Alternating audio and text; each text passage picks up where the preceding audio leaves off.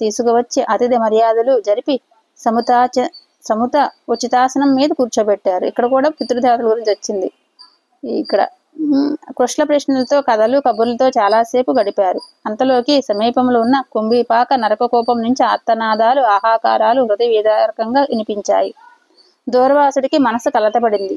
ఎవరివి అరుపులు, ఎక్కడి నుంచి అని ఆత్రంగా ప్రశ్నించాడు. మునీశ్వర, ఇక్కడికి చెరువులోనే సంయమినీపురం యమలోకం ఉంది. అక్కడ పాపాత్ములను శిక్షించడానికి యముడున్నాడు. అతని అధీనంలో వేల మంది యమదూతులున్నారు. నల్లగా, బలిష్టంగా, భయంకరంగా ఉంటారు. ఆ యమలోకంలో 86 నరక కోపాలు ఉన్నాయి. వాటిలో కల్లా కుంభీపాకమనే కోపం అత్యంత భయంకరం.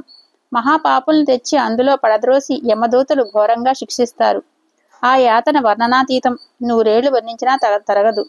శివద్రోహులు, దేవీ నిందికలు, విష్ణుద్రోహులు, వేద నిందకులు, సూర్య గణేశాది దేవనిందకులు, కామాచారులు, మాతృ పితృ గురు జ్యేష్ఠ భాతృ పురాణ స్మృతి నిందకులు, ఇంకా ఇలాంటి పాపాలు చేసిన వారు, ధర్మం తప్పిన వారు కుంభీపాక కుండంలో పడి యమదూతలు పెట్టే బాధలు భరించలేక కుయ్యో ముర్రోమని దిక్కులు పగిలేలా అరిచి రోధిస్తుంటారు.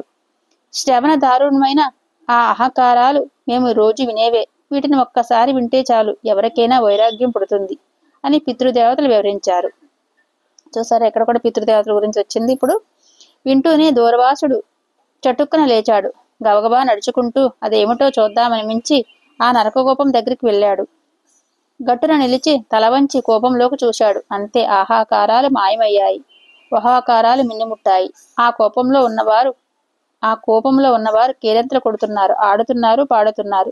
పట్టరాని సుఖమీద అనుభవిస్తున్నట్టు పరస్పరం ఆనందపరుచుకుంటున్నారు. మృదంగ, వీణ, మురుజ, డక్క, దుందుబులు మోగిస్తూ చిందులు తొక్కుతున్నారు. స్వర్గాధిక సుఖం నింటే ఇదే కాబోలు అనిపించింది. వసంతవల్లి పుష్పగంధాలు, శుక శారిక కాపి కలాపాలు విజృంభించాయి. మునీశ్వరుడు విన్నది వేరు, ఇప్పుడిక్కడ కన్నది వేరు. ఆశ్చర్యంలో మునిగిపోయాడు. యమదూతలకు ఇదంతా చాలా వింతగా విడ్డూరంగా అనిపించింది. జరగరానిదేదో జరిగిపోయిందని కలవరపడ్డారు. పరుగున వెళ్లి అధినాయకుడు యమధర్మరాజుకు వినవించారు. మహారాజా, ఇదేదో విడ్డూరంగా ఉంది. కుంభీపాకంలో మహాపాపులు స్వర్గ సౌఖ్యాలు అనుభవిస్తున్నారు. కారణం ఏమిటో అంతుపట్టడం లేదు. ఆశ్చర్యం పట్టలేక నీకు వినవించుకుంటున్నాం అన్నారు. యమధర్మరాజు ఉలిక్కిపడి లేచాడు.